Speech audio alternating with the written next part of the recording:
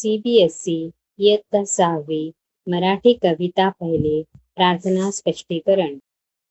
कडवे पहिले. सुजला सुफला हो भूमी, नको कुठे वैराण, 6 ऋतूंचे 6 सोवळे, हेच सुभग वरदान. ह्या कडव्याचा अर्थ आहे, आपली मातृभूमी नेहमी सुजला, शुद्ध व मुबलक पाण्याने समृद्ध आणि सुफला म्हणजे चांगल्या फळाफुलांनी पिकांनी बहरलेली राहो, अशी प्रार्थना कवी करतो.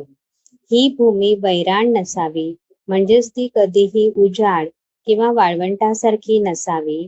आपल्या देशातील 6ही ऋतू निसर्गाचे सुंदर रूप घेऊन यावेत आणि ते एखाद्या आनंदी सोहळ्यासारखे साजरे व्हावेत, हे सुंदर भाग्यवान वरदान या भूमीला मिळो. दुसरे कडवे. पाटातून शेतात वाहू दे झुळझुळते पाणी, अन्न पिकू दे काळी माती पेरा पेरा तुने. अर्थ. शेतातील पाटांमधून म्हणजे नदीपासून शेतापर्यंत पाणी नेण्यासाठी माती खोदून तयार केलेल्या मार्गातून पाण्याचा झुळझुळणारा प्रवाह सतत वाहत राहो. आपल्या शेतातील ही काळी म्हणजे सुपीक माती पिकांच्या प्रत्येक पेरा पेरातून म्हणजेच कणसाच्या प्रत्येक गाठी गाठीतून भरघोस अन्नधान्य पिकवू दे, म्हणजेच आपले शेतकरी नेहमी समृद्ध राहोत. कडवे तिसरे. निर्माणाचे हात मिळू दे प्रत्येकाला काम, कुणी न राहो इथे उपेक्षित सदन वीज विश्राम. अर्थ. नवनिर्मिती करणाऱ्या प्रत्येक हाताला योग्य काम मिळायला हवे. समाजात कोणीही बेरोजगार किंवा उपाशी राहू नये. समाजातील कोणत्याही घटकाची उपेक्षा म्हणजे दुर्लक्ष होऊ नये. प्रत्येकाला हक्काचे घर म्हणजे सदन मिळावे, जिथे त्याला विश्रांती आणि सुख लाभेल. कडवे चौथे. मनात असू दे तुटया ज्ञाना अपंग ओवी मळा, ये हृदयीचे ते हृदयी हा संत शब्द सोहळा. अर्थ.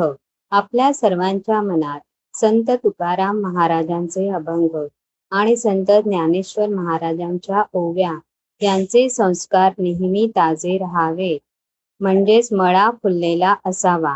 संतांचे हे पवित्र विचार एकाच्या मनातून दुसऱ्याच्या मनापर्यंत ये हृदयीचे ते हृदयी पोहोचावेत आणि समाजात विचारांचा एक सुंदर सोहळा साजरा व्हावा. कडवे पाचवे. विज्ञानाला अध्यात्माची सात्विक बैठक असो, पुरुषार्थाला कारुण्याची ओली झालर दिसो. अर्थ. आजच्या वैज्ञानिक आणि तंत्रज्ञानाच्या युगात विज्ञानाला अध्यात्माची म्हणजेच नैतिकतेची आणि चांगल्या विचारांची जोड सात्विक बैठक असायला हवी, जेणेकरून विज्ञानाचा वापर विनाशासाठी न होता कल्याणासाठी होईल.